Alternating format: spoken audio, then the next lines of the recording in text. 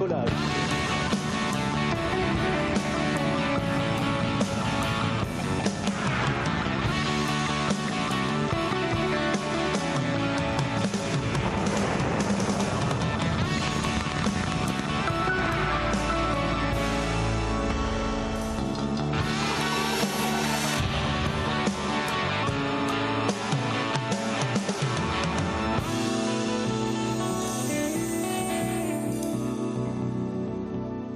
Hello there, and a very big welcome to you. We are launching 2 satellites tonight, and we're flying the European colours because we have a Spanish satellite for the European Space Agency, we have a scientific satellite for the French Space Agency, and we're flying on board a launch vehicle built by the Italians. And right now they're all on the pad at the Guiana Space Centre waiting for liftoff. That's in about 18 minutes time. Now I'm here in Paris. I've got various guests with me. We've got quite a jolly show for you tonight, lots of people for you to meet. We'll be going over to the European Space Agency and to the control centres and meeting the teams at the French Space Agency in Toulouse in France. But let's kick off by going over to the Mission Control Center in Kourou at the spaceport, and Stefan Israel is there. Stefan is the CEO of Arianespace. Stefan, thanks very much indeed for joining us. How are things going there in Kourou? I think Stefan may not be able to hear us. He's putting his earpiece in, so I think that we'll be coming to Stefan in just 1 minute. So let's give him a beat to get his earpiece ready. Hey, Stefan, I wonder if you can hear me now. It looks like we are waiting for Stefan to be able to hear us. Stefan Israel, the CEO of Arianespace. Stefan is in the Mission Control Center there. Can you hear me, Stefan? So let me just... Yes, I hear you very well, Cathy. Thanks very much, Stefan. How are things going in Kourou? Well, things are going very well. We are now just waiting for the latest news of the weather, because we have just had a red link to a risk of lightning, and you know that this is a risk we cannot make because this is a risk for the integrity of the launcher. So we will know in a few minutes, 10 minutes before launch, if this red becomes green, which in this case would be favorable for tonight, or if we have to wait up to tomorrow to make a new tentative. So we will know that in a few minutes. Okay, well, while we are waiting for that, Stefan, do you want to just tell us a little bit about the flight team who you have with you tonight? Yes, definitely. So we are here in the Jupiter Control Center, and we have all the teams which are involved in this launch. And we have at this desk the team of Arianespace. So we have with us Marino Franito, who is the head of the Vega business unit. So Marino is with us. He's a member of our EXCO. We have Bruno Gérard, our director d'établissement. We have Ettore Scardoccia, who is the CTO of Avio. And we have as well Roland Lagier, who is the CTO of Arianespace, and with us, but she will come in a few minutes. So we have Claudia Flotteux, who is a new member of our executive committee in charge of Arianespace operations. And welcome to them all. And Stefan, tell us about our satellites. So tonight we are going to launch 2 satellites. We are going to launch SEOSAT-Ingenio for ESA and for Spain for the CDTI.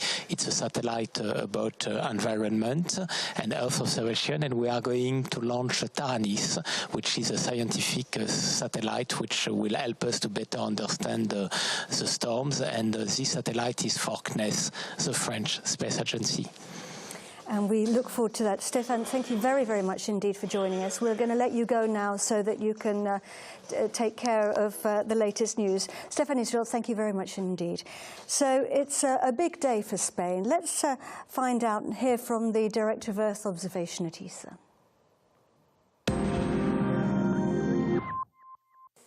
Distinguished friends and guests, today we are about to see the launch of SEOSAT-Ingenio. This satellite is an important program for ESA in Earth observation and a good model of cooperation with a member state, with Spain. The satellite is a state-of-the-art, high-resolution land imaging satellite that will provide imaging products to different Spanish civil, institutional and government users, and potentially to other users in the framework of Copernicus and GEOS. SEOSAT-Ingenio will benefit society through numerous disciplines such as cartography, agriculture, forestry, urban development, and water management. It will also be used to help map natural disasters and to respond to the issue of climate change. Today's launch concludes a long development phase. All of us have shown dedication, endurance, and stamina throughout this duration. I want to thank everybody involved in this effort, in particular the EOP team led by the project manager Alex Popesco. But also, I want to thank everybody else who was contributed to this project. I would like to thank Airbus Spain and CDTI and the respective project leaders, Oriol Alvarez Trotta and Jorge Lombar, and their teams. All of you have done an excellent job, and your achievements are even more impressive when you consider the adverse circumstances introduced recently by the COVID-19 crisis that you have had to deal with. I thank you really for that. SEOSAT-Ingenio epitomizes the excellent cooperation between ESA and its member states, Spain in this case. While the overall programmatic and financial responsibility is with CDTI, ESA was entrusted with the technical and contractual management of the program. Besides developing the system itself, the objective was also to enhance the capabilities of the Spanish space industry, and this has certainly been achieved with this project. Beyond the Spanish primes of the satellite, the instrument and the ground segment, almost the entire range of Spanish space companies has been involved. There are 17 of them. They have demonstrated their unique competencies, which are a precious and indispensable asset to European space activities. This program has been a step in a steady, continuous increase of industrial competencies for Earth observation in Spain, but also towards an increased role of Spain in the field of Earth observation overall. Spain has invested heavily in this field since the last ministerial meeting in Seville, also in the European Copernicus program. This is providing great return to the country in terms of industrial contracts, like the prime contractorship of the Sentinel expansion mission LSTM, just finalized and signed these days, but also in terms of benefit to users and value for the scientific community. As ESA's Director of Earth Observation Programs, I'm happy and proud of ESA being part of the SEOSAT-Ingenio family, and I'm looking forward to a fruitful mission for the benefit of Spain, of Europe, and of the entire planet. Thank you very much.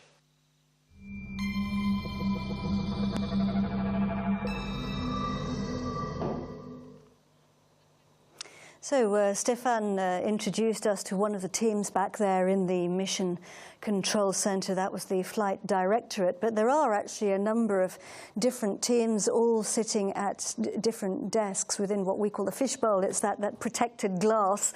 And there are a couple of key people. There's the Range Operations Manager, but there's another one who is the Mission Director, or Chef de Mission in French. Today it's Cyril Ponroy. Cyril, c'est quoi votre rôle? Ça veut dire quoi être chef de mission? What's your role, Cyril? What's a mission director? Au profit des satellites, avec en interface d'un côté l'équipe lanceur et la base spatiale. Arianespace est un opérateur de lancement. Il signe des contrats de lancement avec des clients. Il signe un contrat avec un prime qui va fournir un lanceur, une fusée, et il a un contrat de support opération avec le CNES CSG pour la mise à disposition des ensembles de préparation des charges utiles. À ce titre-là, on manage la campagne au profit des clients. Et le jour du lancement, le J0, c'est quoi votre rôle?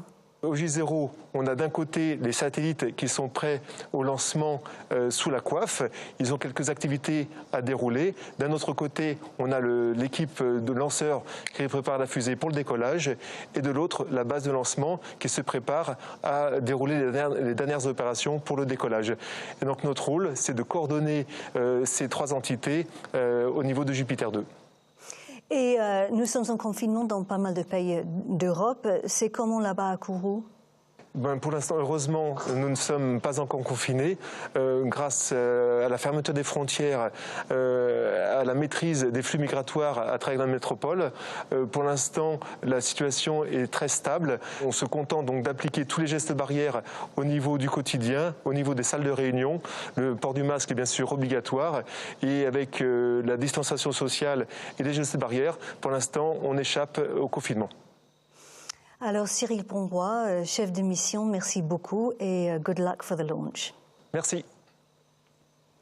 So another key person in mission control is the director of the Guiana Space Center, and she is Marianne Claire, and she joins us now from the fishbowl. You can see the glass there, and you can see the VIPs. Hi, Marianne. At this point before launch, everybody's looking at the status panels. What's the latest and what do they do? Yes, good evening, everybody. So what you can see behind me is the red and green panel, which give information concerning the good health of the major subsystems which are necessary for the launch. In case of Vega, we can interrupt the launch countdown until H0 minus 8 seconds in case of problem. There is five types of families which are for monitor through this panel. First of all, the launcher itself, of course. Secondly, the satellites, and also the radar and telemetry station, which are necessary to follow the trajectory and to give information on the behavior of the launcher during the flight. Fourth, we have safety means. In case of problem, we can send an order in order to destroy the launcher. And of course, until the end, we check that all the equipment necessary for this function are working properly. And finally, of course, the last but not the least, the METEO criteria. And you see today that there is a suspense with this criteria until the end of the chronology. So for the time being, this criteria is green. And it is very important because it is with this criteria that we check that in case of problem in the first part, of the launch, there is no danger and no risk for the ground population. So you just have we just held the last key point before the launch, and now everything is green. So far so good. Every light are green here in Kourou. That's great news. I'm very pleased to hear it. Thank you very much indeed, Marianne Claire. Now, I'd like to introduce you to Damien Gilles, who is the head of space system engineering here at Arianespace. Do come and join us, Damien. Thank you very much for being with us. So Damien is now going to be with us for the rest of the program. And Damien, you've brought a model with you, I see, very kindly.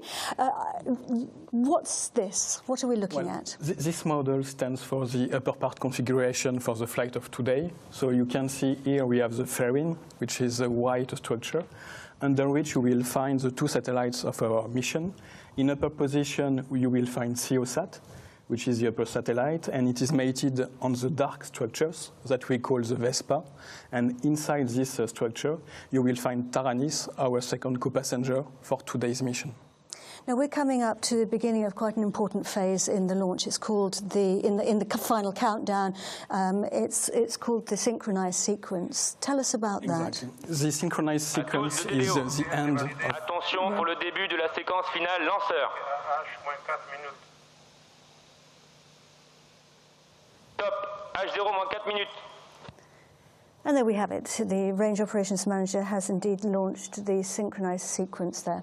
Yes, this is exactly what we heard. It's the beginning of the last step of the automated sequence, where the launcher will be completely autonomous at the end, and it includes several steps, such as loading the liftoff time into the onboard computers, loading the flight program software, and at the end, the launcher will be completely autonomous to perform the last operation just before liftoff. Okay, so we've got quite a long mission ahead of us tonight. We've got, I think it's going to take us about just under 2 hours to deliver our satellites, isn't it? So let's have a little look at our mission, and maybe you can talk us through what's going to happen, Damien. Exactly. Just after liftoff from Guiana, the first stage, called PAT, will start the mission with a flight roughly less than 2 minutes. Just after, we have the second and the third stages that we call Zefiro 23 and Zefiro 9 that will increase the launcher velocity thanks to the use of their own propellant consumption and separation of the stages. The fairing is jettisoned at the beginning of the Zefiro 9 flight. We have then the separation of the Zefiro 9 based on an acceleration criterion. And we have the first ignition of the AVUM, which is the upper stage, for around 6 minutes. It will allow us to inject the launch vehicle onto an intermediate orbit, during which the launch vehicle will be circularized thanks to the second ignition of the AVUM boost just prior to separation of the upper satellite, SEOSAT-Ingenio. After separation of SEOSAT-Ingenio, we will have the separation of the Vespa upper part a few minutes later, and then we will get prepared for the injection onto the next orbit with the help of the third AVUM boost, which will put the launcher onto another intermediate ballistic phase. At the end of this ballistic phase, we have a fourth AVUM boost that will allow us to circularize the orbit prior to injection and separation of our second passengers, Taranis. The mission is not ended yet for the launcher at this point of the time, and we will complete the mission from the launch vehicle point of view with the fifth AVUM boost, which allows us the control re-entry onto Earth.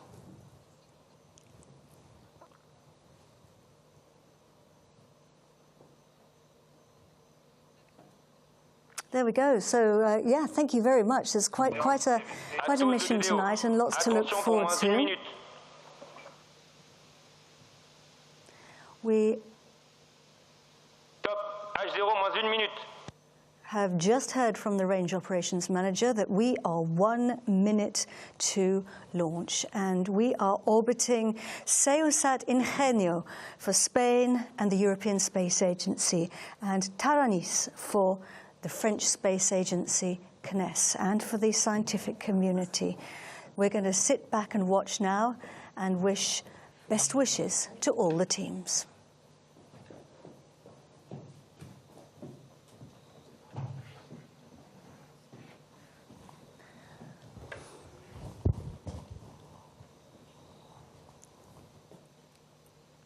À tous de DDO, attention pour le décompte final.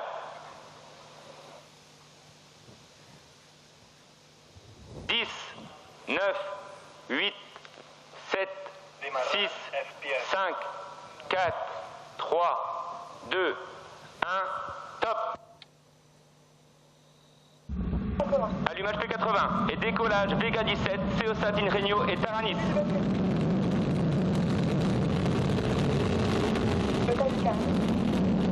Propulsion est nominale.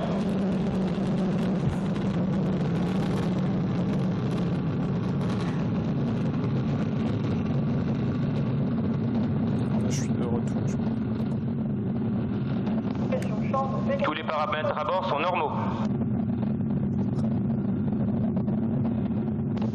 Acquisition de la télémesure pour la station de Saint-Jean.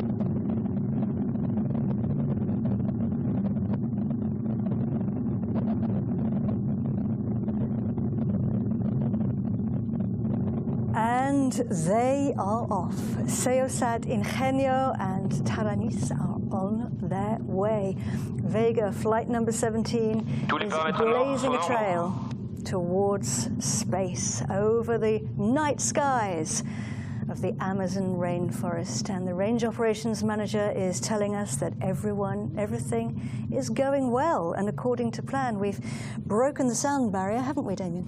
Exactly. After 30 seconds of flight, the launcher velocity gets above the velocity of the sound, Mach 1. And the job of the first 3 stages is to get us away from the Earth. Exactly. We take advantage of all the energy of the propellants that are stored on the 3 first boosters in order to get away from the Earth's gravity as fast as we can. Because, of course, the Earth's gravity is what makes us stick to Earth, stick to our planet, but it also makes it quite difficult to leave it. And we can still see the launcher there, that dot in the sky, just going into the distance, deep into space now. This is the separation of the P-80, the first stage. Exactly. Et allumage Zéphiro 23. And you're getting the confirmations in your ear, Damien? The confirmation has been given that the second stage was ignited and everything is nominal. Yeah. And this is the beginning of the dogleg maneuver. Tous les paramètres à bord sont normaux. Yes, the dogleg maneuver is a change of the trajectory plane of the launcher that we perform just after the separation of P-80, and we name it dogleg because when you see the shape of the trajectory, it's like a dogleg. It does what it says on the tin, as we say in English. So the Z is for Zefiro, which is actually the name of a wind, isn't it? It's the name of a wind, and it's also the name of a Greek god, the god of west wind. And you can see down at the bottom of the screen our altitude, our distance from the pad, and vitesse down at the bottom is, of course, the speed. And you can see the trajectory there. The cross is the actual position of the launch vehicle. Par la station de Galio. So the fairing is what you were showing us just now, the top of the launch vehicle, and it's protecting our satellites from the rigors of the launch. Yes, the fairing protects the satellite in different phases. First, during the ground phase, it allows the cavity in which the spacecraft are located to be monitored in specific temperatures. And during launch, first at liftoff, it protects them from the acoustic noise. And during the atmospheric flight, as we go very quickly through the atmospheres, it generates friction, and so it generates heat, and the fairing protects the satellite from this additional temperature. And those acoustic vibrations at launch are very loud, you can just imagine. So here we have separation now, that's what it looks like, of the next stage. Yes, we had the separation of the second stage and the ignition of the third. Zéphiro 9.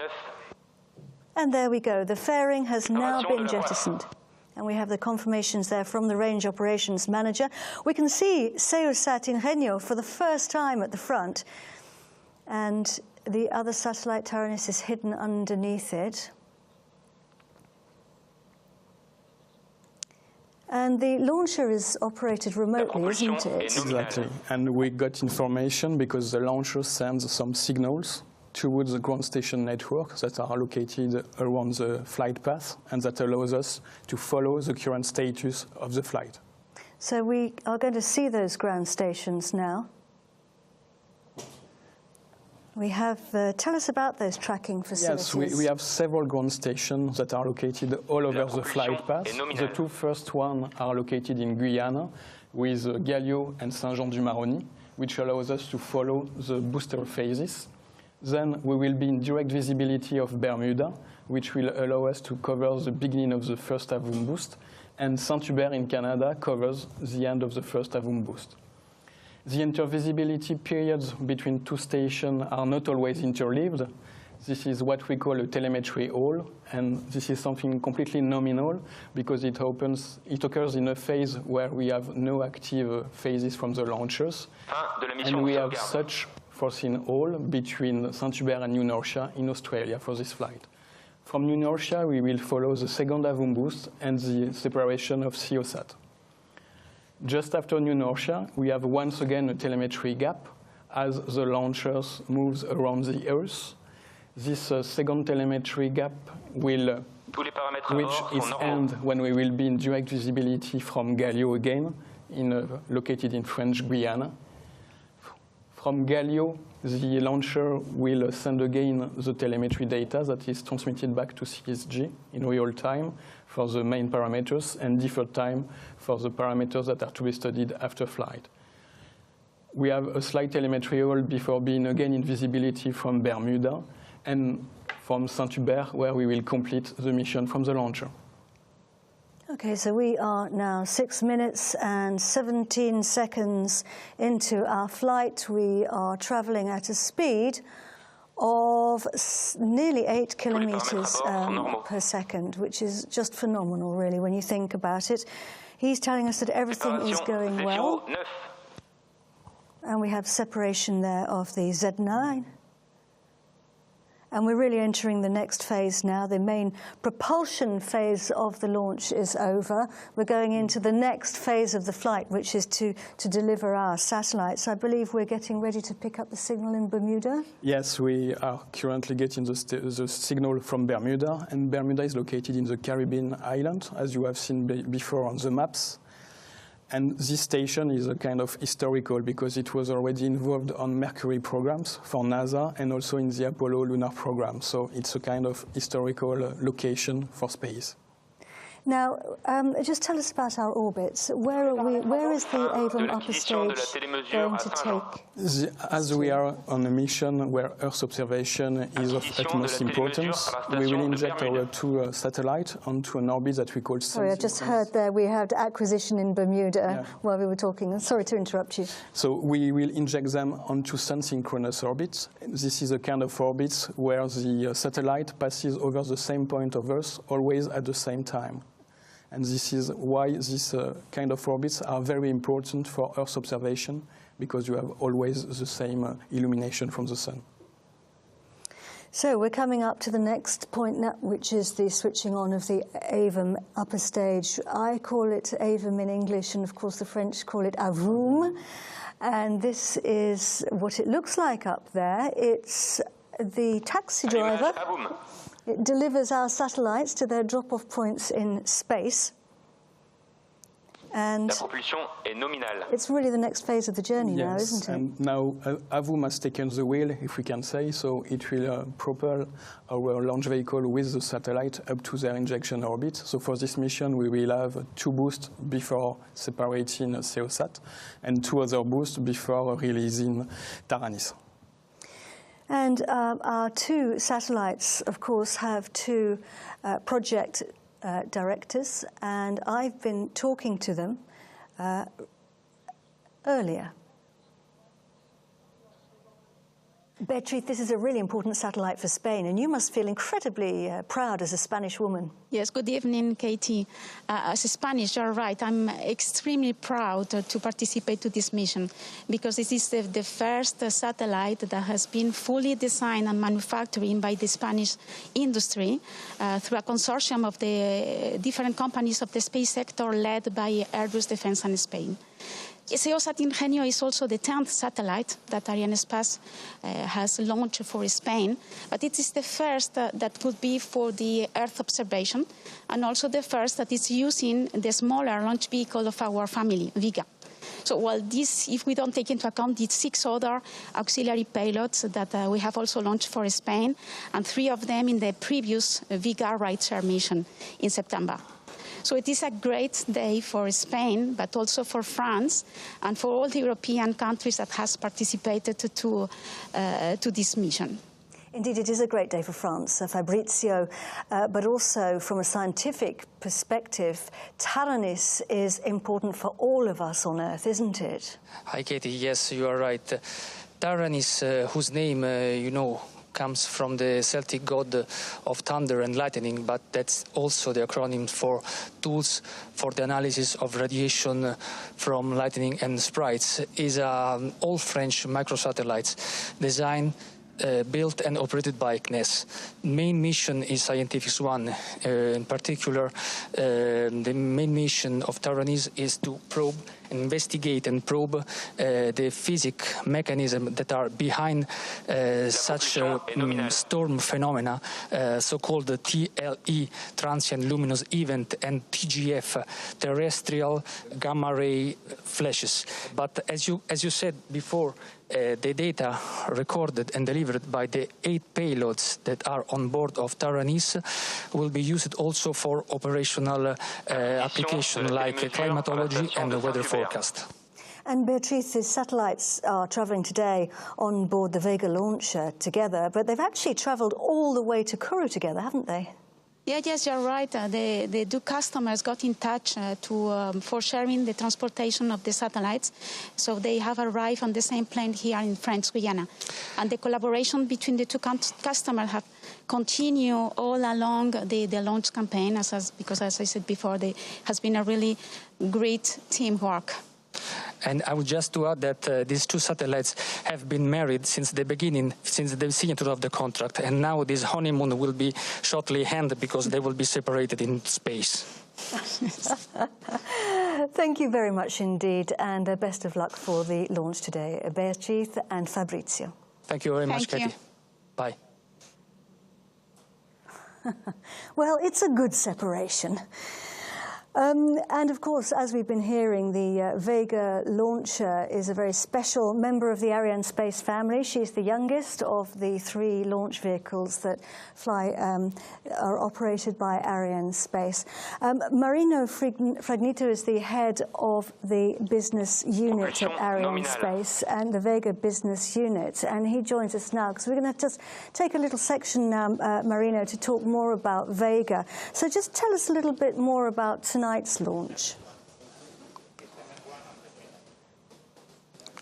Yeah, hi, Katie. So first of all, I have to say that I'm very happy to be here roughly 2 months after the VV16 flight, which has been, a very complex flight and a great success with 53 satellites on board. We were in the middle of the COVID crisis, so it was very important for us to come back to launch in this period. And now, today, just after 2 months, a bit more than 2 months, we are here again with a very complex mission. So I think Fabrizio and Beatrice have already talked about tonight's launch. I liked very much what Fabrizio said about the separation of the satellites in flight, but I have to say that it's very important for me to point out that Arianespace is able to build these very complex missions, like the one for SSMS, like the one that we're performing tonight for the benefit of the European institutions tonight. We have 2 satellites together. We have, as they have explained, we have built this mission since the beginning. We are married to satellites, so it's very complex to be able to conceive these missions thanks to this very versatile launcher that we have, capable of injecting the satellites in 2 different orbits at the same time. And we see that multiple launch and dual launch is becoming the standard for this launcher. So it's the standard for Ariane since a long time. It has been a standard for a long time, double launch. And now we're going more and more towards multiple launch approach, and with Vega C this will become even more and more the regular approach that we will use in order to optimize the launch cost for our customers. And so we'll share the same launcher. We'll have a great benefit for all the customers and the institutions which will come aboard. Thank you very much indeed for that, Marino. It's really, really interesting. Joining us here in the studio is Daniel Neuenschwander, who's the Director of Space Transportation at the European Space Agency. Thank you very much indeed for being with us, Daniel. I mean, as we were saying there, Europe is blessed with a family of launchers, aren't we, which can take virtually any satellites to virtually any orbit. Yes, any payload to any orbit, but in addition to that, also from European territory. I think for autonomy of action in space, for Europe, it is crucial that our institutional customers have the possibility also to launch from our own territory. Then today we have Vega, Ariane 5, Soyuz from CSG in operation, and tomorrow we will put into the market Vega C, Ariane 6, a new family, but with the same full range of performance. And last but not least, I would like to underline the support that member states give to Vega C, which is coming in soon, through the increased support with regard to Vega. We have nearly doubled the number of participating states, showing also their commitment to independent access to space through Ariane and Vega on the one side, and on the other side, also showing that Vega is the right vehicle with the right capabilities to address also new markets. So the new vehicle, Vega C, is going to be a real game changer, isn't it? For sure. Vega C being introduced mid-next year will, on the one side, increase its capability of launch of Vega, going from 1.5 tons to 2.3 tons, and also doubling the volume under the fairing, which is also a key aspect to address new markets. Then Vega C will also have a joint solid rocket motor, the P120C, together with Ariane 6, which of course lowers the costs in development and in production. And last but not least, Vega C will have the opportunity to launch ride shares. Marino just spoke about the last Vega launch, where we had a proof of concept of a new adapter allowing us to launch 53 satellites. This is now done. Vega C will be able to address this on a regular basis, and on top also new missions like Space Rider. Well, tell us a little bit more about Space Rider. Well, Space Rider is really a new first, because it's Europe entering a new area. We will have now the first reusable space transportation system for in-orbit servicing and also return from space. And this will allow to address and open up new perspectives, new markets. The spacecraft will have roughly the size of 2 minivans, stay in orbit for a couple of months, 2-3 months, and then come back safely on Earth, be refurbished and launched again. That's really exciting, very, very exciting, and something to look forward to. So, Daniel, thank you very much indeed for joining us in the studio. So, we are going to go now to a film about French Guiana, because the Guiana Space Center is in French Guiana, which is in South America.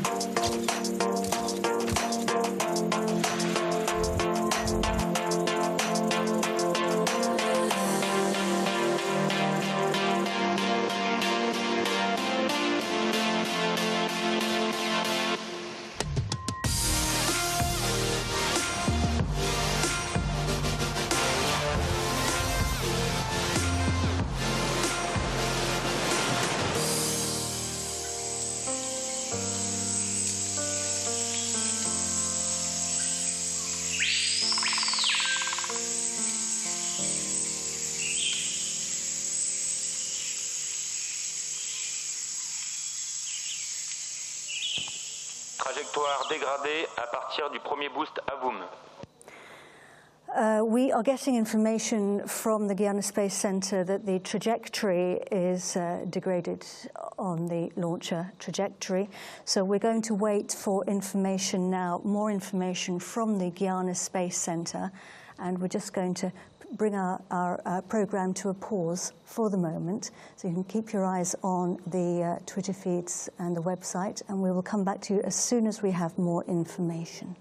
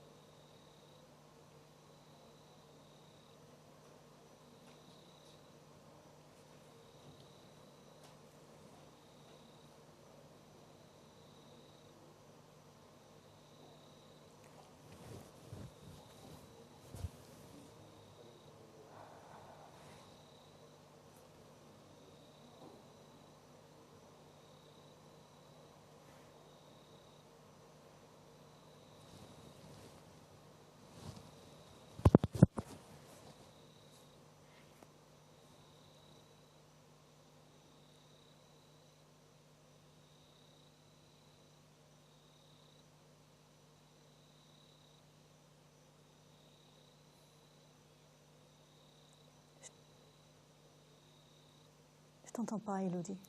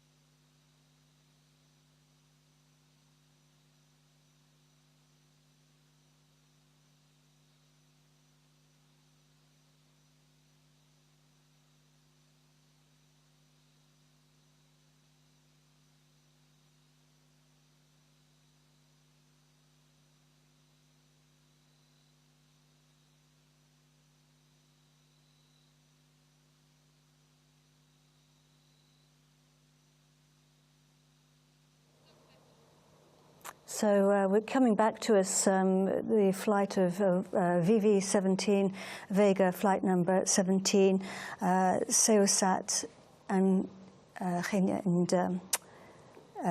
Taranis, and we are just getting information, waiting for information now, because we have had information that there's been an issue with the telemetry, but we're waiting to get more now from the Guiana Space Center. So while we wait, I just wanted to ask you, Damien, what is the sort of normal sequence of events in a situation like this? Because I'm guessing that people will have to be doing all sorts of analysis and trying to find out what's happening. At that moment, I think that the team are probably gathering all the available data in order to get an understanding of what's going on. And then we will we will wait for further information from Guiana Space Center. And of course, the Guiana Space Center will come back to us as soon as they can bring us more information. And I think in the meantime, we will again point you... Poursuite des activités BLA au profit de VV17, en attente d'informations complémentaires sur la situation bord. Que tous les moyens restent configurés. Can you translate that for us, Damien? It was a message from the range operation manager that was stating that from the ground side, all the operations are going on. It means that all the equipments are in waiting mode for a new analysis or new data coming from the launch vehicle side, and that they remain in a waiting mode, waiting for additional information coming from the launcher or additional acquisition coming from other means. So let's just remind everybody of our two satellites on board. We have SEOSAT-Ingenio, which is a Spanish satellite of the European Space Agency, and we have Taranis, which is a scientific satellite for France, for the scientific community, and for the CNES, which is the French Space Agency. Just a sort of a recap of events so far.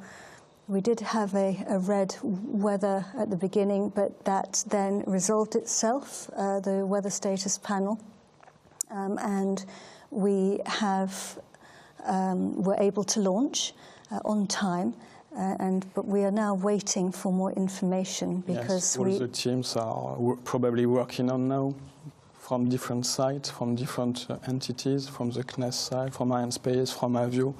In such a difficult moment, all the teams gather together to put all their efforts in order to try to understand and to get all the data on the table in order to get a clear status of what is going on. So we will point you again towards the Twitter feeds, the Arianespace website, and we will just take another pause now in our program. Have we got more information? No. We will take another pause in our program and come back to you shortly when we have more information.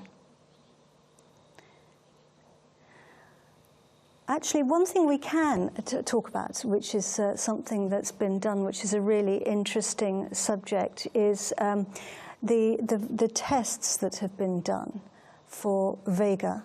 We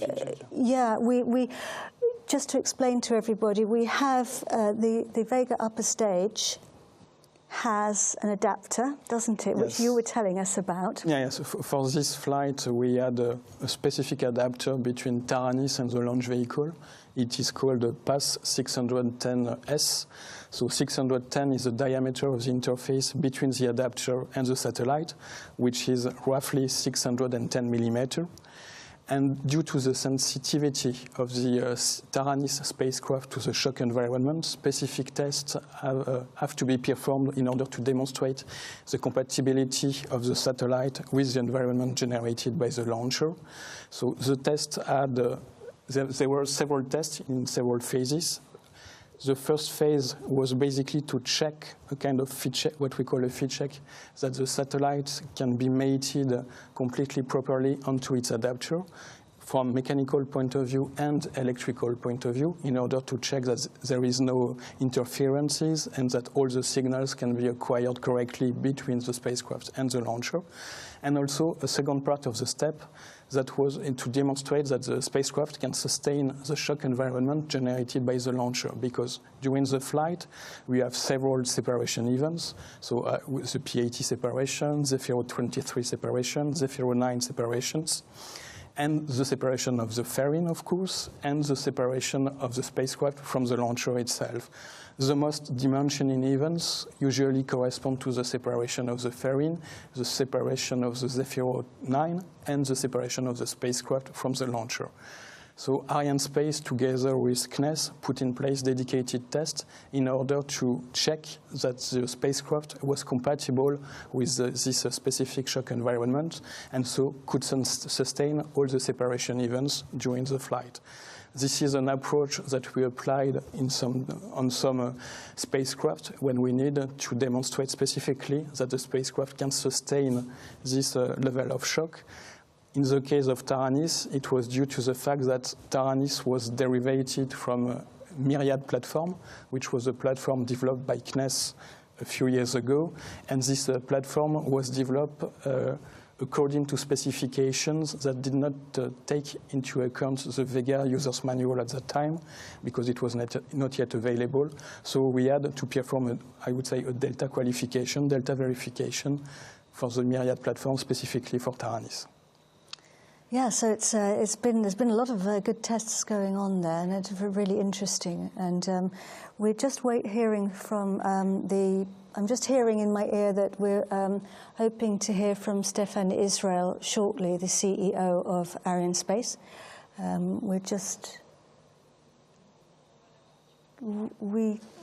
Here he is, I think, coming to us now. Hi, Stefan. Yes, hello, Cathy. Hi, Stefan. What's the latest? Yes, so unfortunately, after nominal liftoff and after good ignition and separation of the three first stage and engines, we have observed a deviation of the trajectory after the ignition of the AVUM. So this deviation of trajectory is an anomaly. The altitude and the speed were not nominal, and we need now to wait for a new NORSA station acquisition to have more information to communicate on the final outcome of the mission. But for sure, this is an anomaly, and we now need to gather and to consolidate more information before coming back to you. Okay, thank you very much indeed then for that, Stefan. So we will come back to you hopefully when we get more information after that. And so thank you very much for that, Stefan. For sure, we will come back to you after having consolidated information. Thank you. Thank you, Katie. Thank you. Okay, so that's the latest news then. So we are going to need to wait for the next acquisition. So sometimes I guess there can be all sorts of reasons for telemetry not being received properly. But so Stefan has just said we're going to wait now until we get the information. We're hoping to see whether or not we can get more information at the next pass and when we go into the new range of the new Norcia tracking station. So we are. Well, the question is, are we going to carry on now here? And I think we will probably take a pause, a short while, and we'll wait for that information to come through. And Damien and I will come back to you once we get that information and once we go into the range of New Norcia, and Stefan as well. So we'll come back to you shortly. Keep your eye on the Twitter feeds and the Arianespace and ESA websites. See you shortly.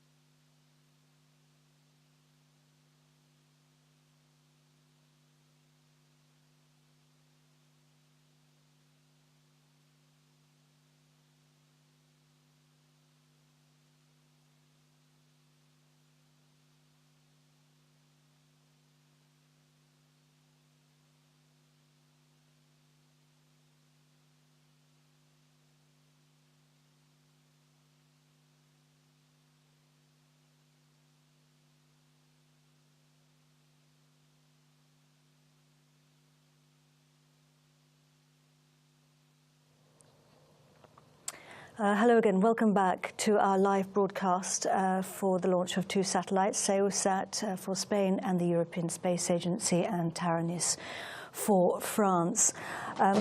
Some minutes into the flight after liftoff, we heard that the launcher had deviated from its trajectory. We've been waiting for more information from the Guiana Space Center and for hoping that the new North Sea tracking station might pick up the signal. We are now going to go over to the CEO of Arianespace, Stefan Israel. Stefan, have you got any news for us? Yes, Cathy, we have some news, and unfortunately they are not good. We can now confirm that the mission is lost. So I remind you what we have observed 8 minutes after the liftoff and immediately after the ignition of the engine of the 4th stage of Vega, the Avum stage, we have observed a degradation of the trajectory. It means that the speed was not nominal anymore. So we have observed this degradation. We need a little more time to understand the next steps. And after the fact that we have had not the acquisition from the Galileo station, telemetry station, we can unfortunately confirm that the mission is lost. You understand that I want to present my deepest apologies to our customers for this mission. SEOSAT for ESA and for Spain, Taranis for CNES. Arianespace is presenting its apologies, and we have now to analyze, to understand. Our experts are now consolidating the data they have, and we will gather a press conference tomorrow at 10 o'clock Kourou time, 2 o'clock Paris time, to share with the media the additional information we will have gathered in the night. Okay, Stefan, thank you very much indeed. Stefan Israel in the Mission Control Center there. Thank you. So we will bring our broadcast to a close. I'd like to thank Damien Gilles for being with us during this broadcast. Damien, thank you very much indeed for your contributions, and to our other guests and to everybody. We are bringing the broadcast to a close now, and of course you can go onto all the social networking websites and follow us on the Twitter feeds, on the Arianespace website, and there will be the press conference tomorrow morning after all the analysis. So it's time to say goodbye and good night. Thank you.